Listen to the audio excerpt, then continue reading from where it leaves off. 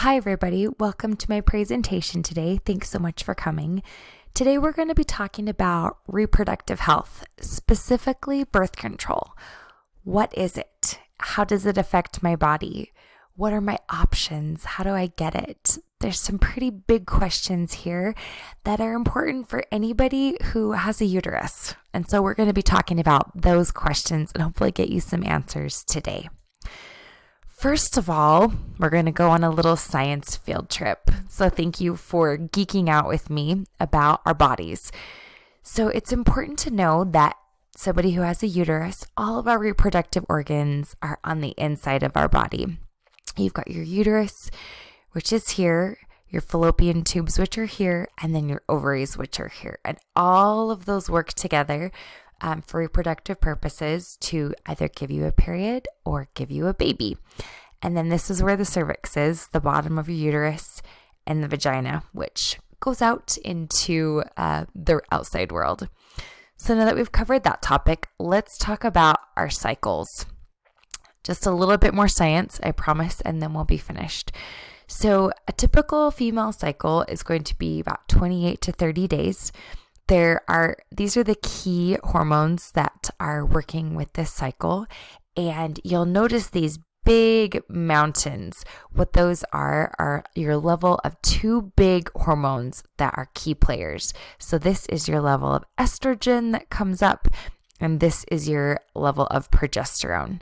So keep those in mind for our next slide.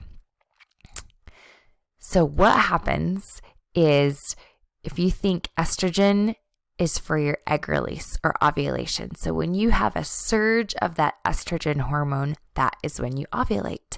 And then when you have the second mountain, the second big surge of the progesterone, that will either help you to stay pregnant if it goes high and remains high, or if there's no baby, the hormone level will drop and you will have your period.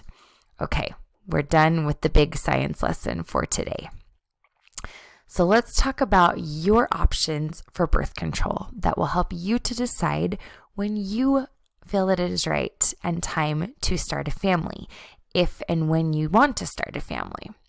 So we're going to start out with your options that are probably the least effective, but still good options.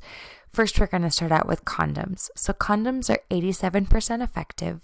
You definitely need to be using them every time you have sex. But here is the best part about condoms. They can protect against STIs, sexually transmitted infections, and also HIV. So condoms, even though they are not the most effective form of birth control, they get a big A++ because they are preventing against STIs and HIV. Next option would be withdrawal option, and that is only 80% effective. You would definitely need to discuss this with your partner before sex. And here's where I give kind of a frowny face for this option. It's just because you are leaving a lot of responsibility upon your partner to make sure that that happens. And there has to definitely be trust there with your partner to make sure that this would be an effective form of birth control for you. And then the last little bit, we'll talk about calendar method, where you would make sure that you're counting the days of your cycle and that you would not be sexually active around your time of ovulation, which is typically 14 days into your cycle. There's spermicide, which is a chemical that you would put up into your vagina to kill any of the sperm that are up there, 72% effective. It can cause a lot of irritation and allergic reactions. So that is a frowny face in my book for that. And then another option would be diaphragms or vaginal sponges. Those range in effectiveness and definitely have to be used every time you have sex. So then we're going to move up to pills. So pills are great. You need to take them every day. The ring is another option. The ring is inserted into your vagina, and then you take that out monthly when you want to have a period. And then there's also patches and other things that are in this picture here. So here is the bit about pills, patches, and rings. So remember when we talked about those big two hormone surges, the estrogen and the progesterone, which are what help us to actually have a cycle in the first place. The pills and the patches and the rings all use estrogen and progesterone to help limit our body's ability to ovulate, to release the egg, and then they keep the lining of the uterus very, very thin so that if a sperm was able to implant with an egg, a baby would not be able to implant into your uterus because your uterus would be an unhappy place and an unstable place for a baby to grow. Side effects of adding these extra hormones into our body are spotting, nausea, breast tenderness, irritability, and moodiness. Now, it's important to know that not every person will have these side effects, and they may not even have all of these side effects.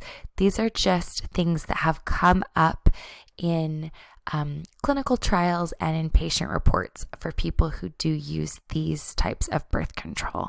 But they can be really effective, so it's a good option to try if you think that you can take a pill every day, or you like the idea of being able to put the birth control in and taking it out as you see fit. Lastly, we're going to talk about the semi-permanent options. So these get a great big thumbs up and a smiley face from me just because it allows you to have active birth control and not have to worry about it, not have to think about it. So there's the IUD, which is placed by a provider. It looks like a little T, and there's one option that's hormonal. It releases some progesterone, and it just keeps that hormone inside of your uterus.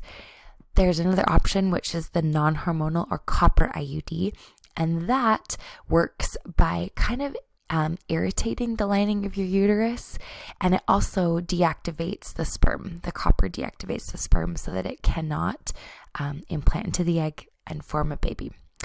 The next option would be an implant that typically goes into your arm, 99% effective, and it can last up to 3 years, but it also does need to be inserted by a provider. I think I may have missed this. The hormonal IUD can last 3 to 6 years. The non-hormonal IUD, which gets like a thumbs up, that can last for up to 12 years.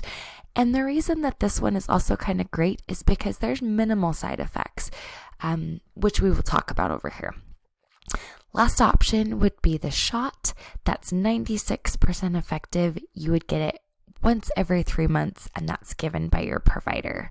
So let's talk about what we all want to know about: side effects.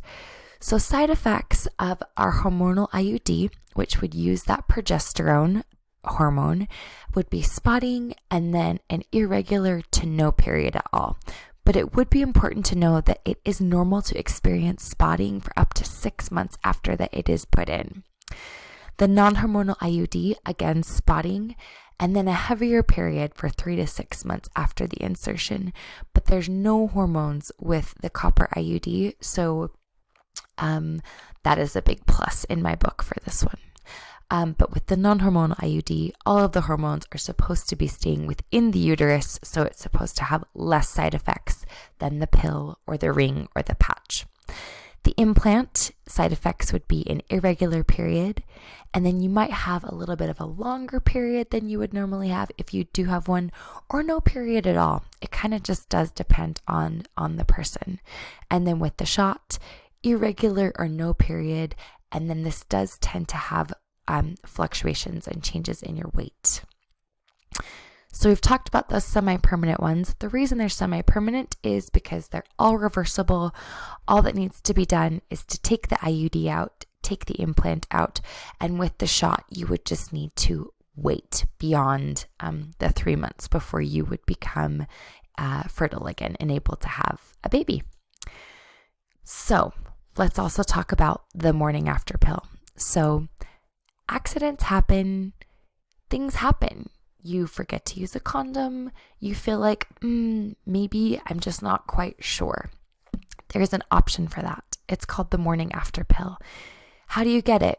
It's actually over the counter. You can go and purchase it, and there is no age or gender requirement. So it's fairly available at nearly all pharmacies. The side effects, this is the big frowny face for me, is that there's a whole list of side effects, because essentially what the morning after pill, it is forcing your period to start to make sure that there is no possibility that a baby could begin to form. So cramping, nausea, vomiting, dizziness, fatigue, headache, and breast tenderness are all actually fairly common. And then within a day or two, your period will start. And it can kind of mess with the normal cycle that you have got. So you'll have a period and then you'll have another period, but it could be a few weeks or a little bit longer, just depending on the cycle that your body was actually already on. But the good news is you're preventing pregnancy. So kind of a lot of side effects to deal with, but in the end, you will be preventing a pregnancy, which would be the reason why you would want to take this. So what are your next steps? Well, really the next steps are for you to talk with a provider for more information and to do a little research. The whole point of birth control is for you to be able to decide when it is right and when you are ready to have a baby.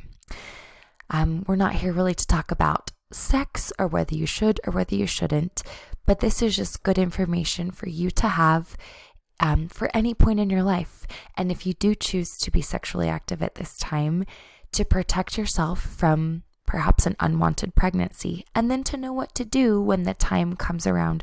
If you do decide that you do want to become pregnant and you do want to start a family, knowing which options are best for you. So we've got this handout, which lists all the different types of birth control that I talked about, and it talks about their effectiveness, how long it lasts, what you need to do to get it started, possible changes, and then when you can become pregnant after using that form of birth control. And then these are all of the do-it-yourself methods: condoms, over-the-counter, spermicides, sponges, things like that. So make sure that you grab that on your way out. If you have any questions, I'm happy to answer those at this time. And I just want to say thank you so much for being willing to listen. Thank you for being willing to come to the presentation. And hopefully we can get any questions answered that you might have. And hope you have a great rest of your day.